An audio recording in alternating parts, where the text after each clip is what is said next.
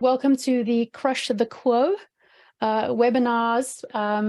In today's rapidly changing world, the ability to challenge the status quo and embrace change and innovation is more vital than ever before.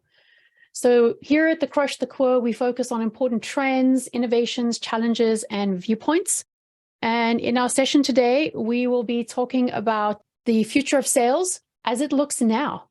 On the line, joining us today is Shelley Walters. Shelley is the founder and the CEO of the Sales Council and the creator of the Remote Selling School, which is a first of its kind on the continent of Africa. It's a remote sales education platform that empowers sales teams to deliver better results. With more than 2 decades of experience in both B2B and B2C environments, and as a recognized sales expert, course creator, speaker, and trainer, Shelley brings unique insight and experience to her clients, enabling them to close more deals and make more money while upskilling their teams. So with that, I am going to be handing over to Shelley. Thank you very much, Catherine, and thank you so much for the opportunity to be part of this incredible initiative that you have started. And Catherine has very generously made this format available to us, and I just want to say thank you for that opportunity. So today we begin to talk about the future of sales and why ignoring trends is going to cost us customers and revenue. But I feel like I need to put a disclaimer out first. I am not a futurist. I do not possess a magic 8-ball, and I am not able to make any forecasts or predictions. What we're doing here is we're putting up for discussion information that is out there and information that we've been studying and observing. And I think that is really the approach that we should take to what we're witnessing right now in the world, is to say, right, what are we observing and what is up for discussion? I don't know how many of you heard Catherine and I chatting in the setup, but I began my career in office automation in 1999. Now, the world was a very different place in 1999. We were still selling fax machines, printers, and photocopiers. They were not even yet multifunction machines. And casting your mind back in 1999, fax machines had thermal fax rolls in them. And we were concerned that we were not going to survive Y2K. A pandemic was not even something that had ever crossed our minds. We were just happy to make the 1st of January 2000, right? And of course, this is when we were introduced to the internet. And the internet began to disrupt the way, or to affect or change and influence the way that we work. So the first thing that I think we need to observe and make note of is this. Anytime a technology changes the way that people work, it must by necessity change the way that sellers sell. Because our sales process is going to match a customer's buying process, then as customers adopt new technologies, we must be willing to adopt those technologies. And in fact, sometimes make the effort to be at the forefront of the adoption of those technologies so that we can help and guide our customers in optimizing the new options available to us. Anyhow, going back to the early 2000s, when email was introduced into the way that we work and fax machines began to be retired, there were 3 distinct responses that I recall. And the one was, the internet is a fad and it's never going to last. The second was, well, this is everything and it will replace human beings and now we will have no value to add. And the third was what I believe is a more reasonable approach, which was, isn't that interesting? I wonder what this will mean for our sales process. How can we optimize this technology in our sales process? And what are the risks associated with this in our sales process? And these risks might have been complicated risks. They might have been really simplistic risks, such as, let me give you a simple example. Prior to the fax machine or to email, there was only one way to deliver a proposal. You had to go and talk to the customer. But when email was introduced into the workflow and now into the sales process, sellers could email their proposals. And of course, we know that the closing rate is that much less. So as we open this conversation on the future of selling, I really want to encourage you to approach it with that foundation of going, well, isn't that fascinating? This is not a cure-all, and it's not necessarily a fad. What does this mean? And what can we take from that? And just by the way, I did feel a lot better in my research. So I'm a big fan of Seth Godin. I don't know if anybody else is a Seth Godin fan like I am, but Seth Godin wrote one of the first books on the internet in 1994. And he said it was going to be a fad. So I do feel much better knowing that somebody like Seth Godin can also sometimes get it wrong. So let's take a step back. If we're going to look at the future of selling, we've got to understand where we've come from, and I'm going to move through this information very, very quickly. But sales really had its roots as far in farming, if you think about it. I mean, as soon as we began to trade our wares, it was Socrates who said, let every man or woman specialize. If you're a farmer, don't go and try and make shoes. Go and trade your wares with the shoemaker. And so you were born in a farming community or farming family, you were going to be a farmer, whether you were bookish or nerdy or enjoyed the outdoors, whatever the case might be, your fate was not likely that you were going to inherit the farm from your family. When we began to trade, you could now travel, you could meet people, you could sell, and if you were very effective at selling, you could determine to a degree your own income. And isn't that still part of what attracts us to sales today? But you could only get to customers on foot or by horse and carriage, which I would argue is still foot. It's just different feet, right? So your geographical area was limited, and the skills that you needed to sell were also really limited. We then had the first industrial revolution and steam and the massive expansion of the railways across North America.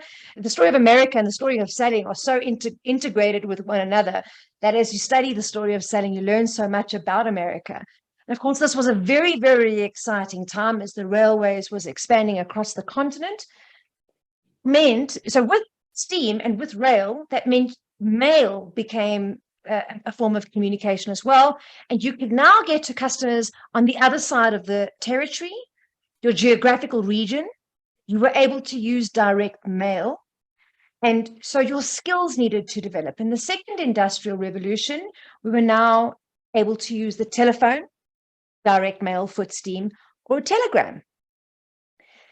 Remember this, because the 1960s and 70s was the boom of selling, and especially in how we saw formalized selling, and many of the methodologies that we still speak about today were identified and kind of coined over that period. Then, of course, technology gave us the ability to travel by air right across the continent, which is what many of us were doing on a regular basis right up until 2020, until the pandemic hit us. I really want to point this out for South Africa specifically. Geographically, because we're geographically placed at the bottom of the continent of Africa, and it means it's a long distance for us to go to get to the UK or to Asia or to the US. What it's typically meant is that we've had the ability to observe other regions, observe what the challenges, observe how they're reacting, and take our time to respond. So sometimes South Africa's been a little bit behind, but in many cases, that's helped us to shorten our learning curve in a way and improve our adoption rates. But what COVID did, pre-COVID, in the UK, North America, and Europe, 70% of sales meetings were already happening online, according to Inside Sales. For those of us in regions like South Africa, and there may be other regions represented like Asia, I'm not sure, for us, COVID put us right into the midst of that fourth industrial revolution, and that window that we'd always enjoyed collapsed. That meant that we could now obviously use video conferencing and chat as well. What I want you to see is that in all of these steps, okay, there's a few themes that I want you to see. The first thing is that as technology has expanded, so has our reach as sellers. With that has come a requirement to learn new skills. And at every one of these junctures and changes, I can assure you that sellers felt like they were encountering a very steep learning curve. So if that's how we feel, we're in good company. But at every point in history, just as it is now, our aim in sales has been to escape the sea of sameness, to gain and hold our customers' attention. But we cannot have a conversation about the future of selling without talking about the future of attention. Because how do you have a meaningful B2B conversation if you can't gain and hold your customers' attention? So let's just look some of the data around how much information is being consumed, and none of this information that I'm sharing with you includes any of the acceleration that we're already experiencing by technologies such as ChatGPT. In 2020, 205 billion emails were being sent every day. 62% of those emails were considered to be irrelevant. Remember, this is before ChatGPT was writing outbound sales emails or responses. 23 minutes is how long it takes a customer to refocus after every interruption. And we, on average, are checking our inbox 34 to 74 times per day. Remember the story of selling. In 1970, the average executive was receiving around 1,000 pieces of external communication per year. And I know that this is a bit of a cliche, but on average, in 1970, the average executive had less domestic responsibility and more household support than the average decision maker or executive does today. In 2010, the number was 30,000 pieces of information external, and that's almost 14 years ago. The reality is that in many cases, our customers feel like they are just completely overwhelmed by the amount of information that's coming at them. So do sellers. We're drowning in information and we're starved of insight. In 2019, Salesforce shared that the average B2B salesperson was spending only 34% of their time on revenue-generating activities. So as we talk about the future of selling, one of the factors we need to consider is not only how are we going to gain and hold our customers' attention, how much noise is going to be created on the various channels that we're using to engage with us, but how do we mitigate technology becoming a distractor to our sellers, and rather we want them to amplify the revenue generating activities and limit the distractibility. And that's going to take careful consideration as we make selection of these tools, and it's going to mean a lot of engagement and influence from their first line managers, Catherine, which I know is the category in which you do so much work. And these are some things we need to look out for. Now, I want to just touch on these, on the term synchronous and asynchronous. Now, most of us know when we talk about synchronous and asynchronous what we mean, but let me clarify what I mean in the context of talking about sales and sales communication. So synchronous is essentially what we're doing right now. We're having a conversation in real time. It's happening at the same time. Now, the fact that I might ask you a question verbally and you respond in the chat, or you send a question in, or whatever the case might be, that's immaterial. We're using different channels, but we are communicating in real time. Asynchronous means that communication is happening at a time. It's designed to be consumed at a time that is convenient for the recipient. Benefit of using asynchronous communication effectively, and there's a lot to be said about that. There's a whole other webinar that we could talk about. What is the effective communication of it? But when we use it effectively, we have a much better potential gaining that customer's attention. When we use either of these formats ineffectively, in other words, when we try and communicate synchronously, let's say on a WhatsApp, which is designed for immediate communication, something that is actually a communication that should be consumed or could be consumed at the customer's convenience, we start to pollute these lines. We add more noise to the channels, and we are priming our customers to ignore us. The other point I want to make is that in 1970, well, I can't speak with much authority on 1970 since I was born in the late 70s, but I can speak about the 80s. And even in the 80s, there was only two ways to have a synchronous conversation with somebody. There was either on the telephone, normally pacing up and down the office as you would, or, and of course, those days, the telephone was still tied to the desk. So you had some idea of where you called somebody on the phone, you had some idea of where they were geographically located, or in person. So sellers, we place a lot of emphasis on learning how to sell face-to-face, conduct a meaningful conversation, ask insightful questions. All of these things are still entirely valid. Please don't get me wrong. In fact, I would argue more so. And then we developed our telephone skills. And yet now what I'm experiencing with so many sellers that we're working with around adopting the new technologies is, oh, but this is totally left field. This is out of the ballpark. Well, is it really? Are we not just simply saying, okay, this is just another tool and a device that's available to us? And what does that mean in terms of us learning, what skills we need to learn? And we're going to talk about skills very quickly in a few minutes. Right, this is the one thing we need to overcome, which is the forgetting curve. The forgetting curve says that customers will lose up to 90% of the information we share with them if there's no effort to retain it within 48 hours. Now, I didn't include the research from Gong, but for those of you who don't know Gong is an organization that effectively uses AI to monitor live sales conversations and to give you real-time data to help you to identify which deals are likely to get traction, where you're running risk, and so on and so forth. And Gong has shown that one of the key predictors of how likely your deal is to close is the response rate of your customers. If your customers are not responding to you or getting back to you within 48 hours, 72 hours, or so on and so forth, as with time, the likelihood of your deal closing goes down.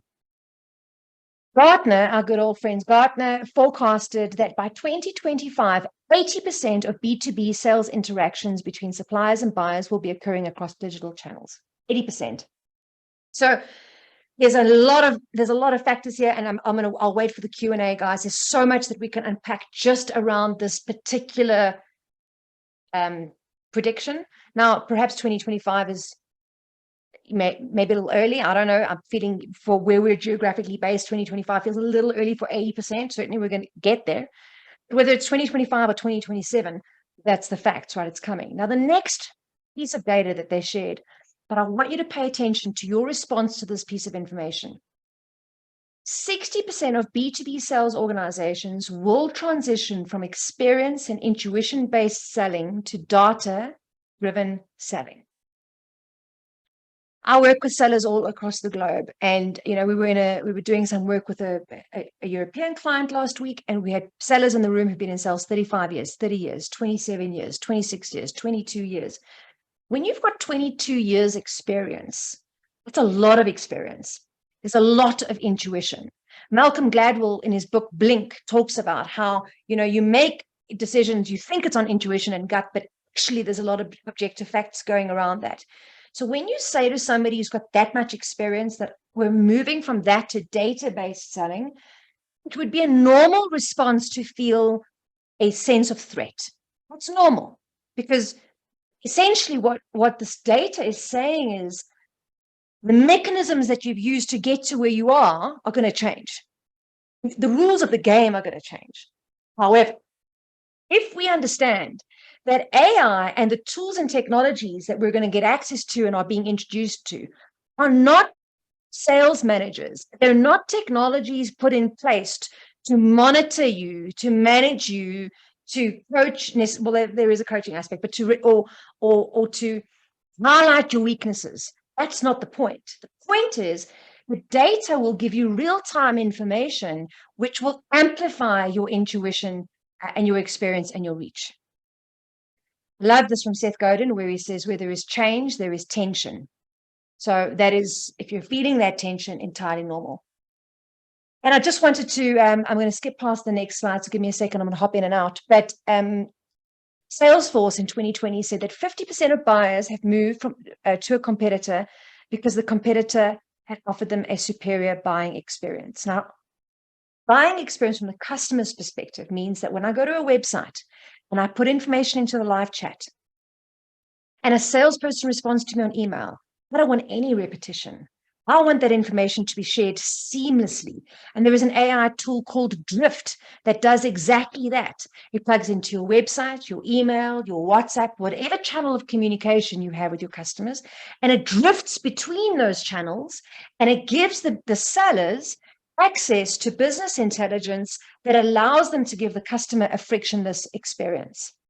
And when you consider that there are already 3 ways for an organization to differentiate: best product, best price, or best alignment. The risk with best product, of course, is that the innovation is relentless and it is easily copied. Pricing is difficult to manage. You have to market relentlessly and automate aggressively. And the third is with buyer alignment. So how can we leverage AI to improve our buyer alignment? Many of us view the changes around AI. We look at it as ChatGPT. Maybe you've played with Midjourney. Maybe you've played with some AI tools, maybe you've played with none. And that's a question I would love to ask. Maybe, Catherine, you can ask that in the chat and people can let us know now. Have you played with any of these tools yet? Many of us are kind of sitting as if we're tourists looking at that and going, oh, isn't that amazing? That's fantastic. That's beautiful. But we're not really actually starting to engage with these tactically. And the reality is that the change that we're experiencing is far, far larger in enormity than any one of us could comprehend. There is so much work sitting around this, so much data, the scale of what's being planned in terms of rollout, the amount of players that are going to be participating in this, and the sheer enormity of the environment in which we're going to see these technologies gaining traction and playing a role is far beyond what most of us have really considered. So I just want to share with you, really use the upper hand. Where do humans excel? How will AI help us? What do we need to be aware of? And what are some skills we need to learn? So let's talk about who has got the upper hand here, really. And where is it that human beings excel? So again, going back to conversations, human beings excel with natural language. AI, I'm sure those of you who have used ChatGPT, whether it's ChatGPT, the free version or paid, will find that the language is quite, robotic. And in fact, Catherine and I were talking earlier about an audiobook that I was listening to, and they had an AI voice, and it just sounds completely unnatural. The other area in which humans excel is empathy. Now, I want to be very clear. One of the books that I actually did read on this is, somebody said, oh, well, empathy is just, a ticket to the game, and AI can demonstrate empathy too. Real empathy is that it can't be engineered. Genuine empathy is sincere. And that happens in a dynamic engagement between two human beings. It doesn't have to be face-to-face. It can be online. It can be chat. I recently had an empathetic engagement with a customer over email. But you can't engineer empathy. It's kind of like in trying to engineer sincerity.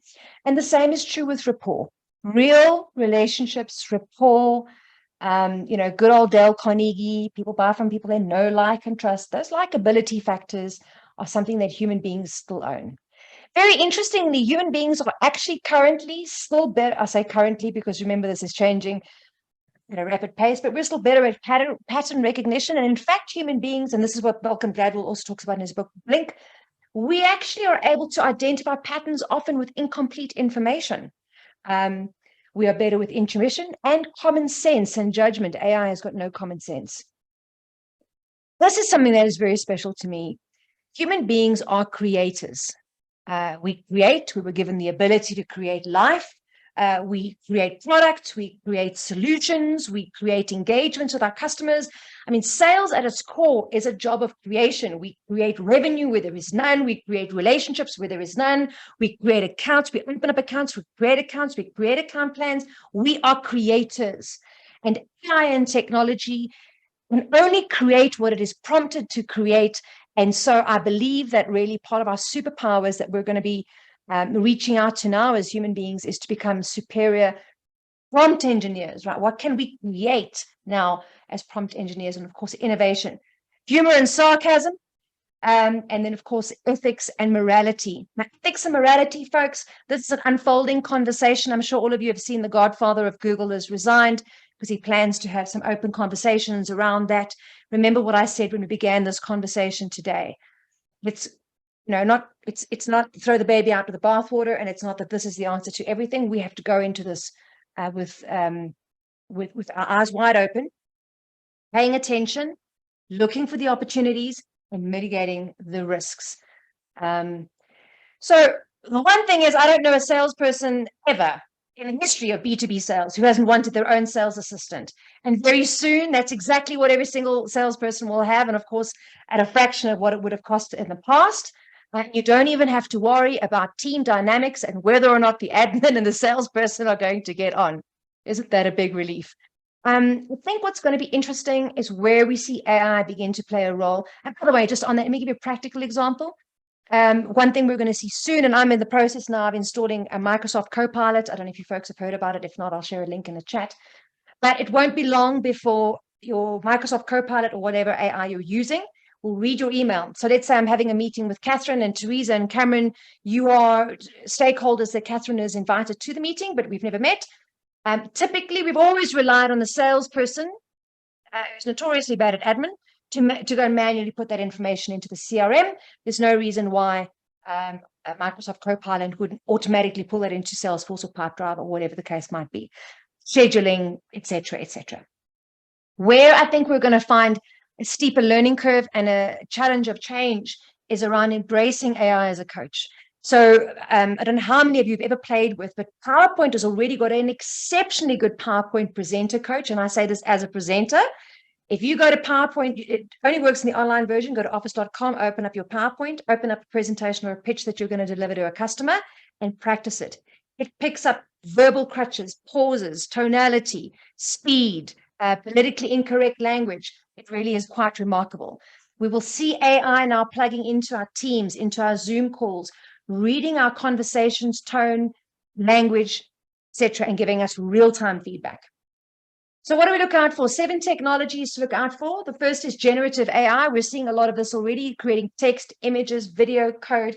There was a picture of an enormous shark on a beach somewhere in America, in Florida. And I was like, oh, that's obviously AI. And then last night, I saw a picture of a beautiful little baby peacock, and I sent it to a friend. And as I sent it, I thought, oh, wait, maybe this is AI. And then I didn't want to say anything to my friend because I didn't want to ruin it for the recipient. Turns out that's exactly what she was thinking. We are going to have to become more circumspect than we've ever been before. I've seen where they're taking a speaker, just a clip of their voice, a little bit of video footage, creating video where they're putting out entire keynote presentations. Most of us are thinking about how AI is going to impact our role in sales. Think about what it's going to mean when your customer has a digital twin, when there is a virtual clone of a potential customer which mirrors that customer's preferences. When you're engaging, putting a proposal together, potentially over the weekend for a bot. Augmented reality, so virtual environments, and of course we've been talking about this for many years, so I think this is something that most of us are expecting. AI-powered machines that are making purchases on behalf of human beings, predicting when prices will be at their best. There's no reason why we're not going to see that playing out in B2B environments. Digital human beings, AI-powered avatars, and AI that understands emotion and responds to different emotions. Catherine, I know this is a slide that you talk about very often, and I'm not going to belabor this, and this is available in the public domain. But I really would like you to consider what the customer's buying journey looks like. And don't just be asking yourself, okay, well, what's the future of selling? What does the future of buying look like? Because that has the potential to give us the greatest disruption. I'm busy populating this as over time, and we can, perhaps share this. And if you guys let us know if you've seen any other tools. But the big thing is just going back to basics, understanding your sales process. What's possible at various stages of your sales process? Catherine runs an exceptional masterclass on sales process. And when you do her masterclass, you'll understand the link between sales process and pipeline. And then you'll see that what you want to do is not just go after the next great, exciting technology. Make sure you're tying that technology to a specific gap in your pipeline or a skills gap in your team. And my closing slide is this: 6 meta skills to look out for. Self-awareness. The world is operating at an unprecedented pace. One of the reasons I love talking about productivity so much is because none of us were able to learn the work skills that we need now from our parents or at any educational institution, because none of us lived in the world we're in today. Creativity, thinking creatively, understanding creativity, becoming a superior prompt engineer. Resilience, because technologies will be adopted, they'll be retired, they're going to change. Do you remember how we used to get upset when Facebook would change its user interface? Well, that on steroids, okay, because that's going to be happening everywhere. So you're going to need an increased ability to learn, unlearn, and relearn. Technical aptitude. So one of the key learnings that came out from top sellers in B2B today that are making the most out of technology is their ability to adopt to the technology and understand where it fits into the sales process. So they're leaning into that technical learning curve and they're understanding where it integrates. And then finally, last but not least, perhaps most importantly, more than ever, our relationship building skills are going to become so important. And we, in my opinion, it's my opinion, we need to resist the urge to hide behind avatars and technology, but instead see how we can use these tools to give us a greater reach and influence with our relationships so that we can foster deeper and more meaningful relationships that last a greater period. In other words, technology is not freeing us up to be more human and to have more meaningful, valuable engagements and taking care of what is admin rote and can reduce our sales cycle. Then I'd argue we're not making the best use of this opportunity. Amazing. Thank you, Shelley. So let's go to some questions. We have one question that's come in. How can I know if I provide a better approach than my competitor if we use the same AI tools for the same tasks? So we recently, Catherine mentioned in the opening that we created Africa's first online sales school. Now, there's so much excitement happening around e-learning and online learning, but I don't know if you guys know what the challenges are. The adoption rates can be low. The completion rates can be very low. Learner engagement can be very low. So what we did in our efforts to improve our product was we started surveying and asking our learners. And it turns out that certainly in our sector and our geography, most people have been asking the decision makers, but not really been asking the learners or the users. And there are so many great tools available. There are paid tools, there are free tools, Google Forms, Microsoft Forms, Typeforms, SurveyMonkey, and people appreciate being asked. What sometimes also might help is, depending on what you sell and who your customers are and what your relationship is like, it might be helpful if you select maybe the type of customer, maybe your top 20 accounts, and you actually do a personalized video. You can use a tool like Loom or BombBomb or any tool really. You can even go and just record it and upload it on a private YouTube link and send that video out to your customers and give them a personal message saying, this is Franklin here. We'd really like to know how we're performing in the market and how much value we're delivering. And then, of course, crafting some great questions and soliciting that feedback. I guess the question applies to, in my mind, I'm thinking it's a really great question. But the question has been the same question since the beginning of sales. How do we always make sure that what we're doing and saying stands out from that sea of sameness? And so for me, whether it's an AI tool or how you conduct yourself, I think the same principles apply. I think my question to all of you and to Shelley in relation to this question is, are we assuming that everyone's going to use the same tools, and are we assuming they're using them the same way? Because history shows nobody ever does. Do you guys agree with that? I agree with that, Catherine, and I think that makes part of the questions, right? So what we've learned about ChatGPT is that the responses you get from ChatGPT are only as good as the questions you ask. And it's the same with our customers. The responses you get from your customers are normally as good as the questions that you ask. So I think, Catherine, what you've just said there is really important, and let's ask our customers what they want to use, how they want to use it, when they want to use it, and really understand what their needs and requirements are, and perhaps make that the design point. Is that what you're saying? I think that's a good point there. I think that is, I think, again, that's one thing that we can do differently. And I think we are assuming every other salesperson or other company is doing it as well as we might be. But history shows when it comes to understanding what customers really want, we still lack in that area. You make a good point there, Catherine, because the other thing is we typically benchmark ourselves against our competitors. But if I think about when we created the remote selling school, and Catherine, you know this because you were there at the time, it was an accident.